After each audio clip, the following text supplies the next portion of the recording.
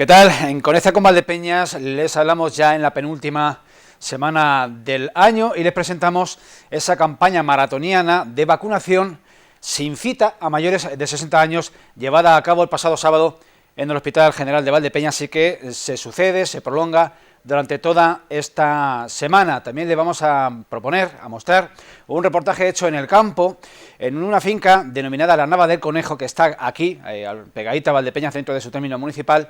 La Universidad de Alcalá de Henares, en colaboración con la Fundación Internacional para la Rehabilitación de Ecosistemas, está desarrollando, lo hará durante los próximos 5 años, un proyecto de recuperación agroambiental que pretende ser ejemplo en toda la Unión Europea. Y por último, vamos a conocer la opinión de profesionales expertos en paleontología, en pinturas rupestres, en arte rupestre, porque como ustedes recordarán, en el paraje, en el Parque Natural de Despeñaperros, se ha perpetrado un atentado contra una de las figuras, de las muestras de pintura neolítica más icónicas de nuestro país.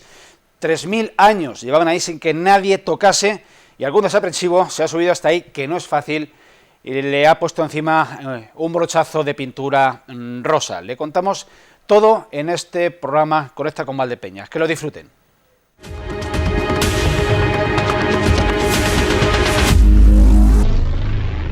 Bien, Belén, inicialmente la gente que se ha citado y que viene libremente sin cita son mayores de 60 años. ¿Qué probabilidad hay de que en próximas fechas se citen a franjas de edad inferiores?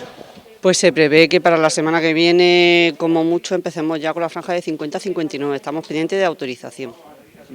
Bien. ¿Qué tipo de vacuna es la que se inyecta en el día de hoy, dependiendo de lo que, supongo, traiga ya puesto? Pues hoy, al ser dosis de recuerdo, lo que vamos a poner mayoritariamente, tenemos la vacuna de ARN mensajero de Moderna. Bien. ¿Cuántas dosis están previstas que se inoculen en el día de hoy? Tenemos dosis ilimitadas. Toda la persona que venga al punto de vacunación sin cita se va a vacunar. Estamos preparados para lo que venga. ¿Hay algún requisito? ¿Tienen que ser personas de la gerencia de atención primaria, o sea, perdón, de la zona sanitaria de Valdepeñas, o de cualquier sitio que vengan se les puede inyectar?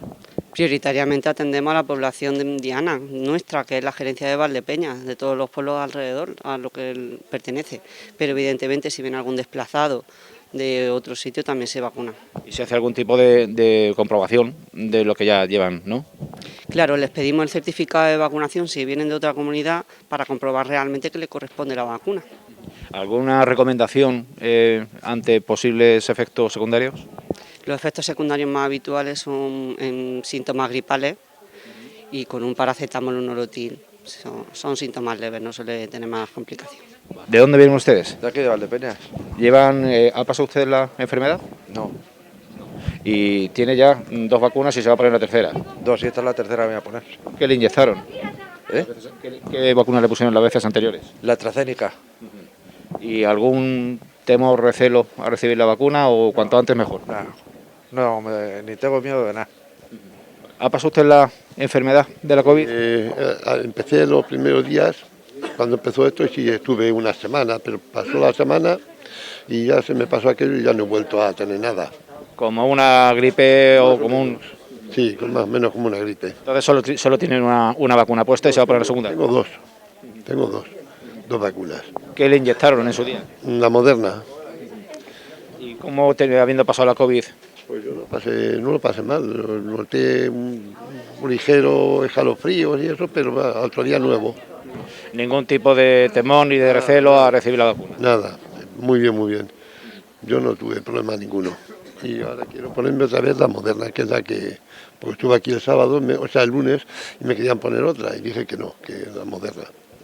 Así que... ¿En su entorno familiar ha habido también afectación del COVID o solo usted? No, mi mujer también, pero también lo pasó también muy ligero, o sea que tampoco ha sido...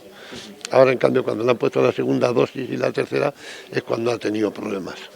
¿Pasó usted la COVID? No, Y trae 2 vacunas y se va a poner la tercera.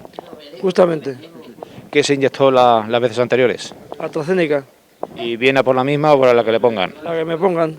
la dosis de recuerdo, pues lo que haya, ¿no? Lo que haga falta. ¿Algún tipo de recelo, de temor, de miedo? Ninguno.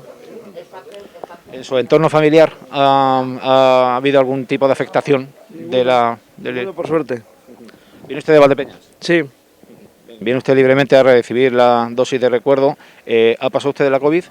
No he pasado. ¿Y las vacunas anteriores que le inyectaron, cuál fue? AstraZeneca. Y ahora, bueno, esperando lo que le corresponde y ya está, ¿no? Yo vengo aquí a que me pongan la vacuna que me corresponda. No voy yo a elegir la vacuna que me tienen que poner. ¿Y alguna mala experiencia con las vacunas anteriores? Ninguna.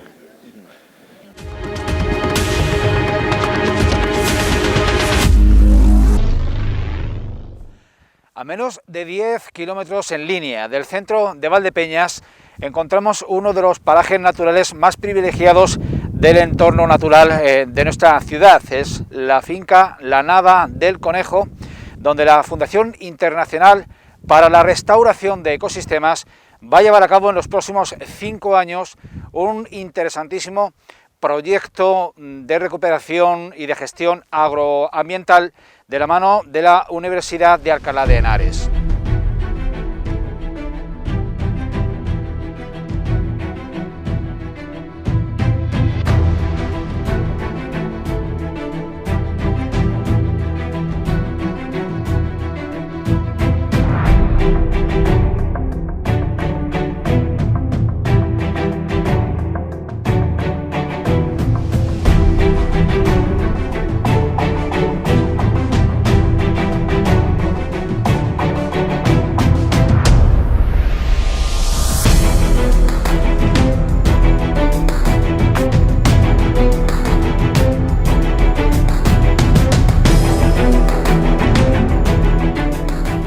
¿Qué tal? Muy buenas tardes. Buenas tardes. Feliz de reencontrarnos contigo.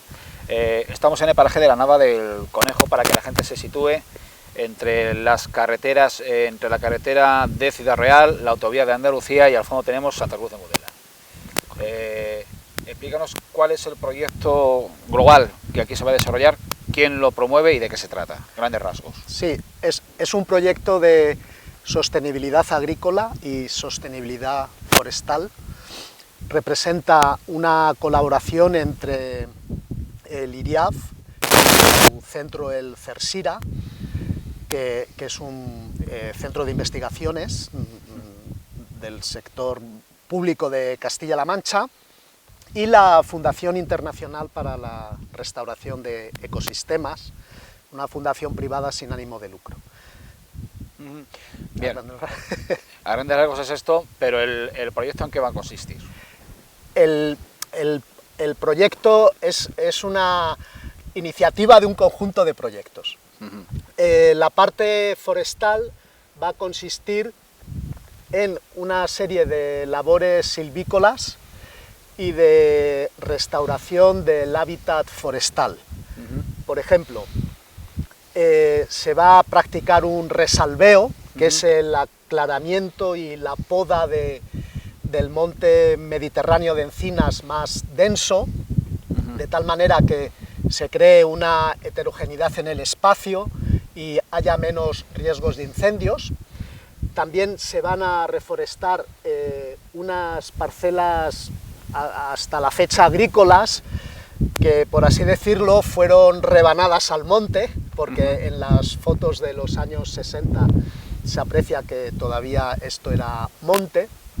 Y también se va a realizar una serie de siembras y de plantaciones de especies características del monte Mediterráneo.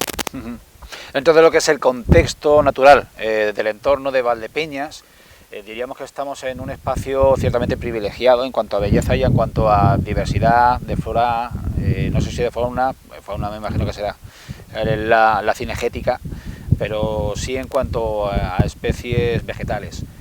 ¿Cuáles son las particularidades de este entorno de la Nava del Conejo? Bueno, la Nava del Conejo representa un mosaico agrícola y forestal característico del Mediterráneo continental, el clima en el centro de España, representa también una agricultura extensiva sobre la que se va a innovar.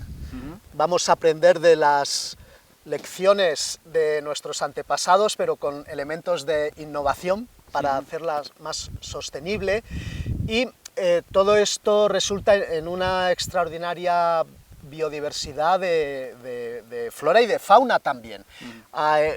Justo en la linde de esta finca nidifican 2 parejas de águilas imperiales. A 15 kilómetros lineales hay varios territorios del lince ibérico y consideramos que es cuestión de tiempo que el lince ibérico llegue hasta aquí. Y también hay una magnífica representación de la bifauna esteparia, sisones, aguiluchos cenizos, abutardas, que también confiamos en que seamos capaces de aumentar sus poblaciones. Tan difíciles de ver las abutardas. Se sabe que existen, pero son complicadísimas. Pasa casi como con las nutrias. O sea, que el que haya visto una abutarda se puede considerar privilegiado. Casi. No es tan fácil, pero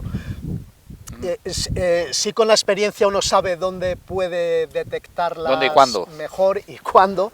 Y bueno, en concreto, todo esto que se va a hacer aquí va a estar asociado a un esquema de agroturismo y de turismo naturalístico, y vamos a intentar que la mayor parte de la población que así lo desee, con las guías convenientes, puedan disfrutar de este patrimonio natural.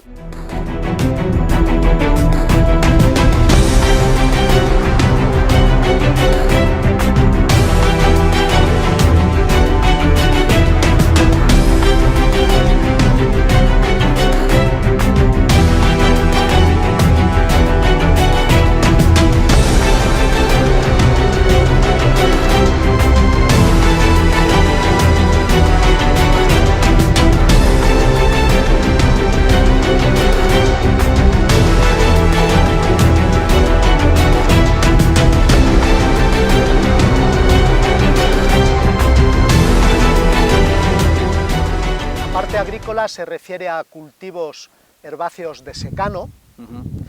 Va a seguir los principios tanto de la agricultura de conservación como los de la agricultura ecológica. Una cosa interesante es que el trazado del tractor, la roturación o el laboreo de las parcelas, sigue las líneas clave que están diseñadas para retener la máxima cantidad de agua, nutrientes y sedimentos. Es decir, que favorecemos la fertilidad del suelo y evitamos la erosión del mismo. Bien, al ser un esquema de agricultura ecológica, no se van a adicionar productos de síntesis, como herbicidas, pesticidas, etcétera, etcétera. Y esto contribuye a la seguridad alimentaria de las personas y del ganado que consuma estos productos.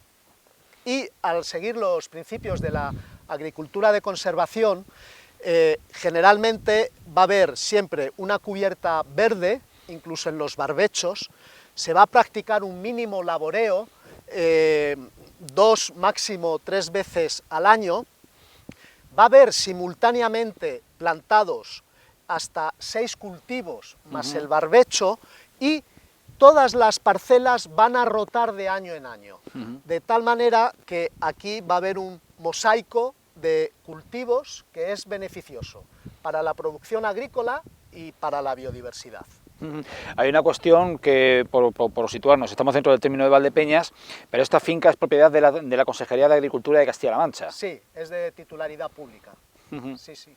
Bien, ¿con qué agenda, con qué calendario se está trabajando? ¿A cuánto plazo? Sí, hay una concesión de manial a la Fundación Internacional para la Restauración de Ecosistemas de al menos 5 años, y a partir del cual hay una renovación anual hasta un máximo de 10 años.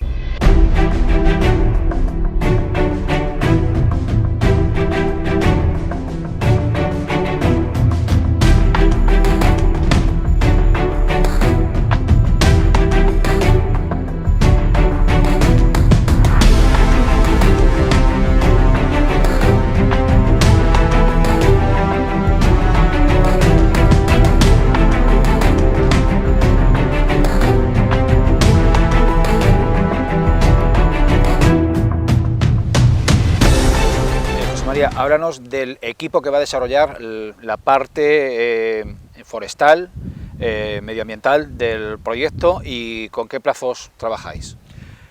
Los plazos son los mismos que para el hábitat agrícola, es decir, un mínimo de 5 años y luego prorrogable anualmente hasta 10 años.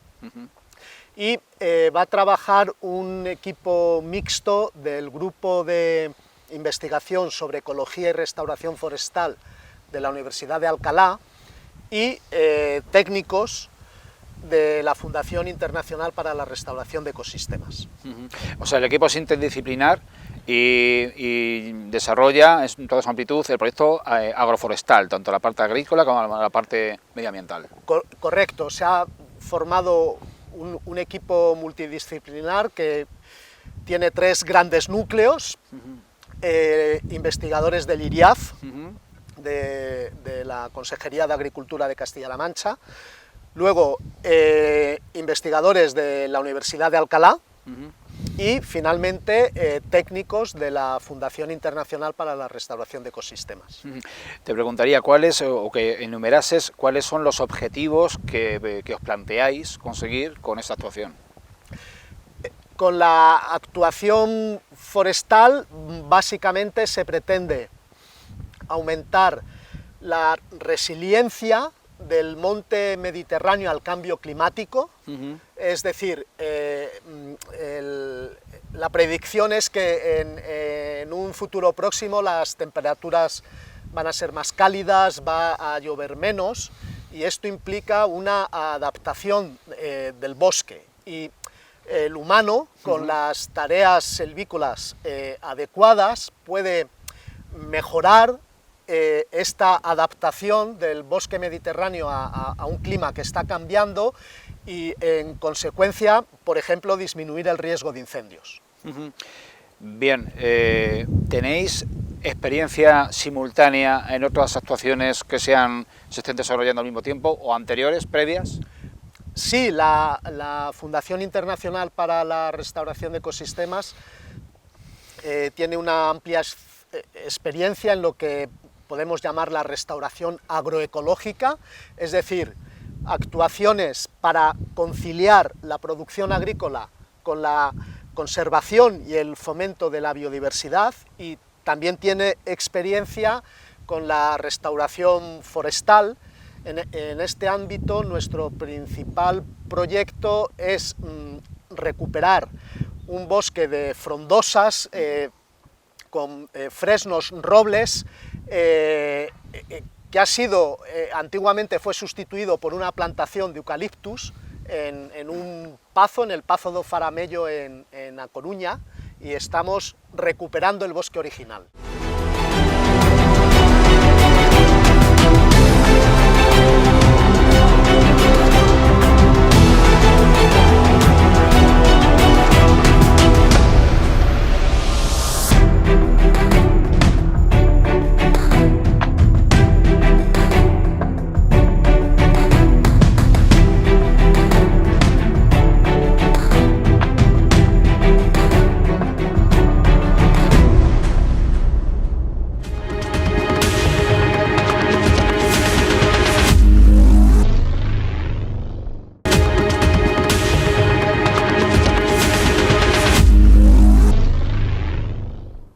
La destrucción con pintura de spray de una de las obras icónicas del arte rupestre en la zona de Despeñaperros ha causado una gran indignación y estupor tanto entre los lugareños del paraje del Parque Natural de Despeñaperros como entre los expertos, los profesionales de la arqueología.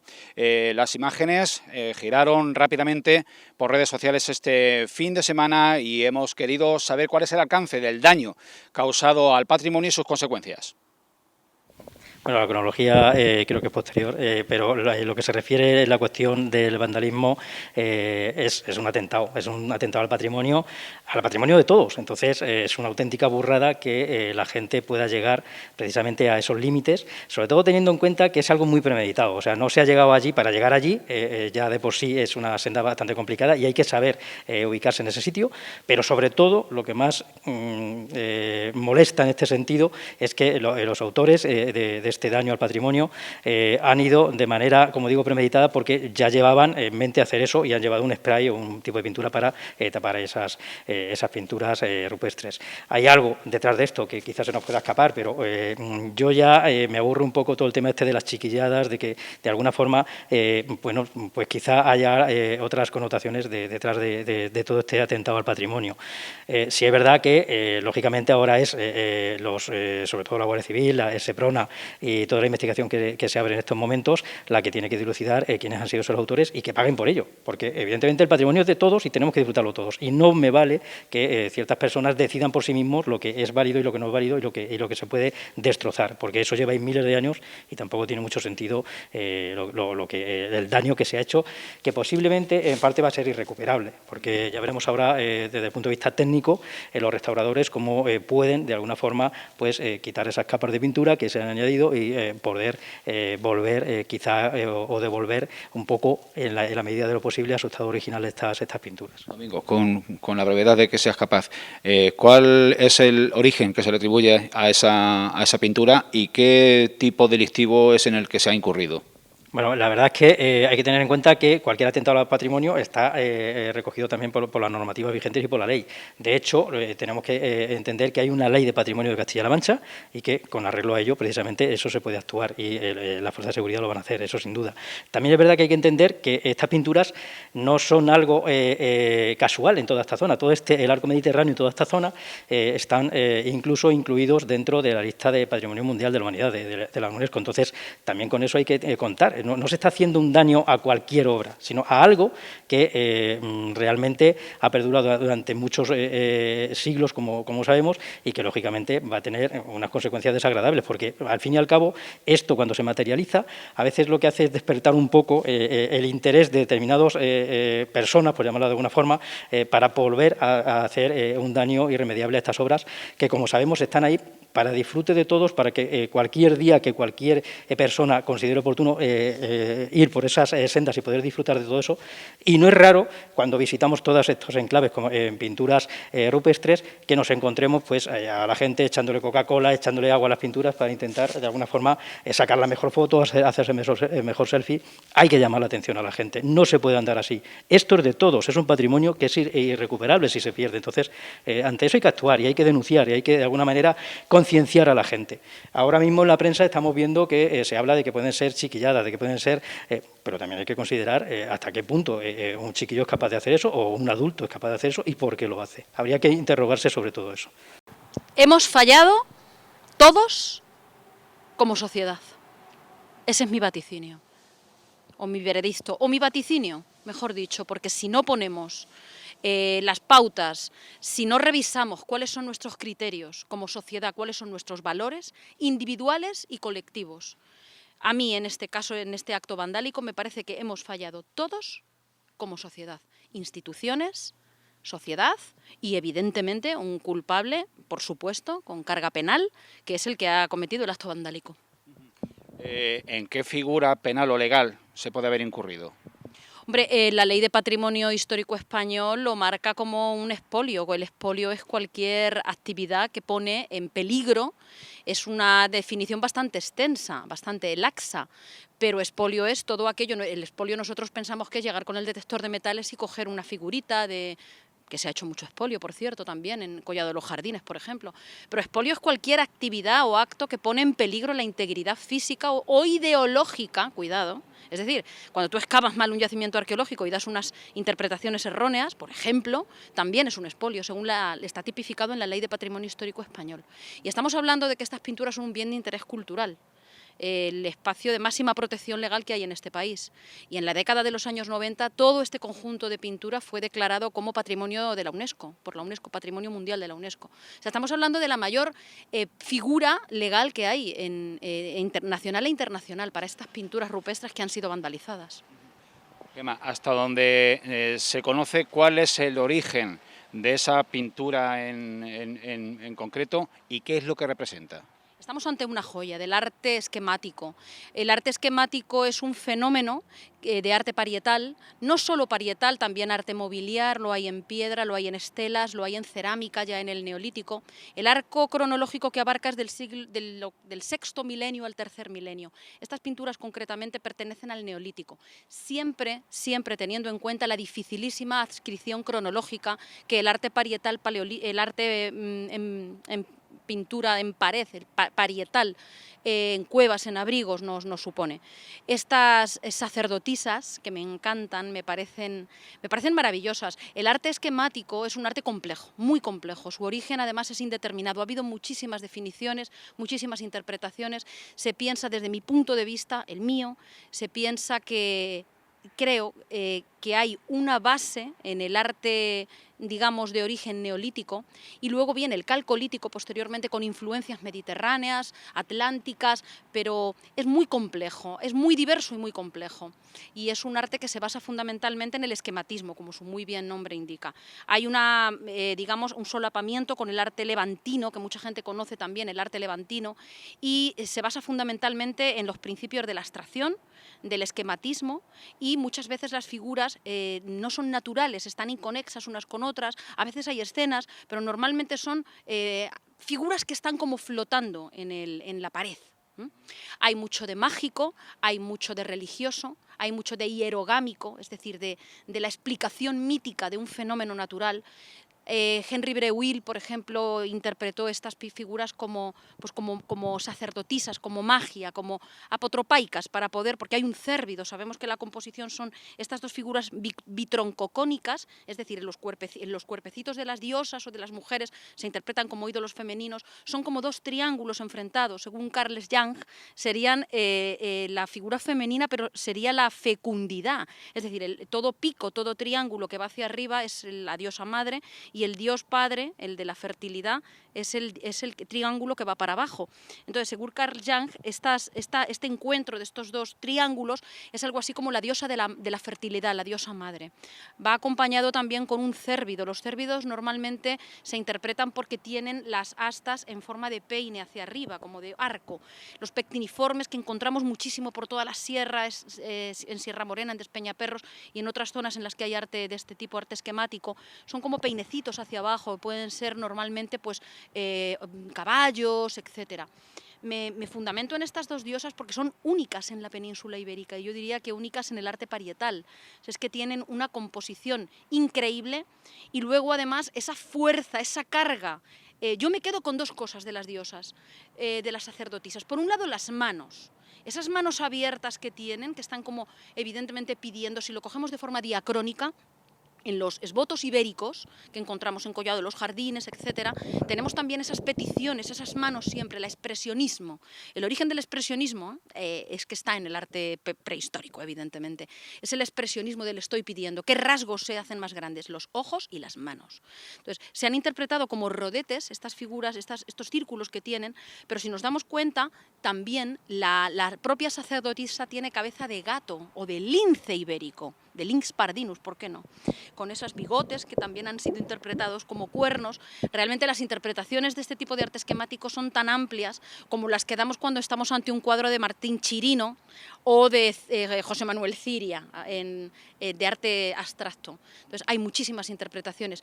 Se puede pensar que es una danza, se puede pensar que es un acto apotropaico, una hierogamia, es decir, una explicación mítica, pero de cualquier forma lo bonito creo que está ahí, el no saber exactamente qué es. La cuestión clave y la incógnita que todo el mundo queremos despejar, ¿es recuperable? Desde mi punto de vista, no. Y desde luego yo creo que aquí lo que ha fallado fundamentalmente, por eso te decía, Julián, que yo creo que aquí lo que ha fallado ha sido la sociedad en su conjunto.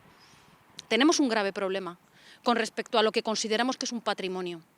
Han fallado las instituciones, ¿por qué no decirlo? Y lo digo abiertamente y lo digo como Gema Candelas-Piña, arqueóloga. Ha fallado la institución, porque hay algo que se llama conservación preventiva, que en este país no sabemos de lo que va. El arte parietal, el arte paleolítico, neolítico, los abrigos rupestres no están protegidos ni de su biodinámica. Son ecosistemas que tienen hongos, que tienen bacterias, que tienen humedad, que tienen movimientos del terreno. Esto estamos hablando de cosas muy sutiles frente a un cacharretazo de pintura rosa. En esa conservación preventiva está la clave de todo. No podemos dejar abrigos rupestres a los cuales puede acceder cualquiera sin ningún tipo de vallado o incluso cerramiento. Hay que valorarlo. Pero no se pueden dejar así. Es muy romántico que puedas ir haciendo un senderismo y encontrártelos. A todos nos gusta, pero hay que anteponer los intereses de una sociedad. Y yo te decía, Julián, no sabemos la interpretación exacta, pero a lo mejor igual que esto de que Walt Disney, que luego creo que era una fábula de estas urbanas, que estaba criogenizado para que algún día supiesen bien. Y hay mucha gente que dicen que hay gente criogenizada. Yo como arqueóloga pienso, yo no sé si dentro de cientos de años vamos a poder tener acceso a una mayor información. Somos tenentes y garantes de lo que es el patrimonio. Patrimonio etimológicamente es lo que nos pertenece, pero que hemos de dar en herencia. Por eso siempre defenderé la conservación preventiva. Entonces, puesto que la conservación preventiva ha fallado, a pesar de que los organismos públicos dicen que se ha hecho una restauración hace poco y que tenían pensado, siempre tenemos pensado, pero estos abrigos rupestres no pueden estar de cara al público. Tú no puedes llegar que esta pintura está a 1,5 metros y la puedes coger y puedes hacer lo que ha ocurrido. Esto por un lado, Julián. Pero luego, por otro lado, he de decir que la persona que lo ha hecho, desde mi punto de vista, ya entramos en el ámbito de lo psicológico, es un sociópata. Es decir, el que lo ha hecho sabe perfectamente dónde están, lo hemos comentado tú y yo antes de empezar, sabe dónde están, no tienen un acceso fácil, pero sabe dónde están, son accesibles, están a 1,5 metros y ha tirado la pintura. No pretende que le pillen, evidentemente sabe que tiene cárcel, esto es una pena grave. No pretende que le pillen, es como el francotirador que se carga así como un montón de gente y que lo que pretende es hacer como un magnicidio porque de alguna manera quiere vengarse de una sociedad que no le mira. Son gente a la que le ha faltado amor, cariño, no le han dado besos de pequeño, les han maltratado en algún momento y de eso sí es culpable la sociedad. De que haya individuos que no consideran el patrimonio como algo común a todos. Son gente que de alguna forma no se considera miembro de una sociedad, sino que considera que esa sociedad es su enemiga. Y con este tipo de actos lo que hacen es, yo tengo una valoración y repercusión, soy alguien, aunque sea en la sombra, pero os he fastidiado a todos. Un hombre neolítico de los que pintó esas pinturas nunca hubiera hecho eso. Uno de los habitantes del Cerro de las Cabezas, donde trabajo, de época ibérica, de la Edad del Hierro II, nunca hubiera hecho esto. ¿Pero por qué? Por algo, porque la comunidad, porque la pertenencia del individuo a una comunidad, a unos valores míticos. Hemos perdido los mitos, los lugares míticos, los que hacemos senderismo y que hurgamos ese monte sagrado, sabemos de lo que hablamos, sabemos que hemos perdido esa sensación de bienestar cuando estás en un lugar mítico, en el que además tienes a tu espalda una pintura rupestre que avala que ese lugar es mítico, fundacional, esa hierogamia de la que hablaba. Sabes que perteneces a esa sociedad y que ese es tu mito. Pero claro, piensa, por ejemplo, en la destrucción que hubo en la Guerra Civil, que no tiene nada que ver, pero que está relacionado al patrimonio eclesiástico, cuando se destruían las imágenes. Toda sociedad tiene unas imágenes y unos mitos, y evidentemente, muchas veces por cuestiones políticas, por cuestiones bélicas, pues se destruye, porque son iconos del poder. Pero hay algo ancestral que no es un icono del poder, que es esa diosa madre, es esa sacerdotisa, que está representando ese mito de la fertilidad, esos triángulos en ese lugar. Es una profanación. Me quedo, Julián, y reitero que es un fracaso de todos. No considero que sea solo un acto vandálico. Ha fallado mucho. Ha fallado la conservación preventiva y ha fallado, y creo que falla, y que deberíamos como sociedad revisar en qué creemos y qué es sagrado para nosotros.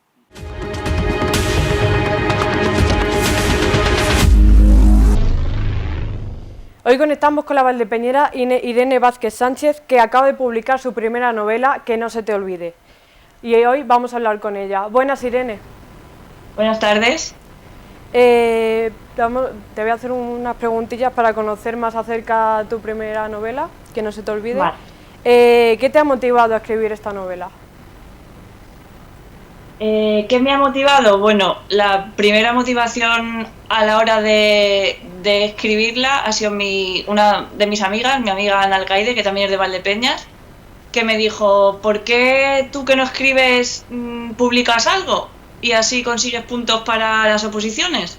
Y dije yo, vale, pero ¿qué publico? Entonces, pues bueno, a raíz de una conversación con otra amiga sobre un guión que hace tiempo me mandaron a escribir para una serie que no se llegó a rodar.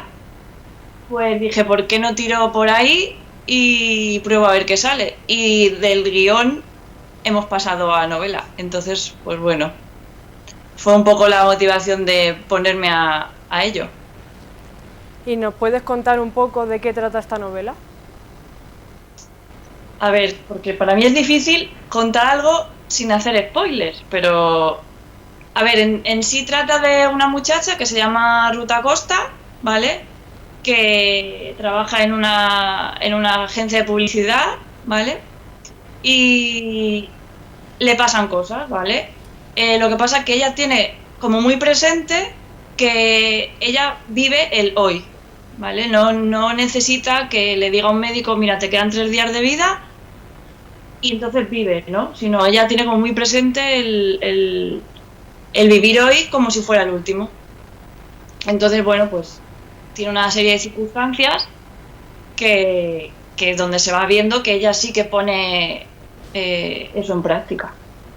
O sea que esta novela nos invita a todos a reflexionar, ¿no? Sobre cómo vivir el día a día y cómo no perder el tiempo.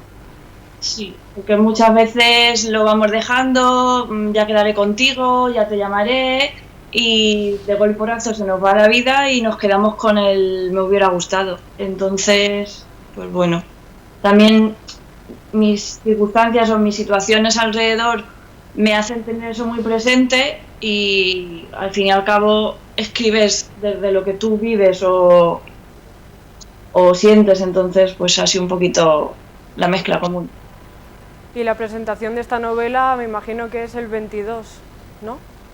La presentación va a ser el 22 de enero en Madrid, en Aleatorio, y a la vez de la presentación del libro vamos a estrenar un corto que hemos grabado basado en la novela y va a ser todo en primicia el 22 de enero. Vale, perfecto. Pues nada, muchas gracias. Nada, a vosotros.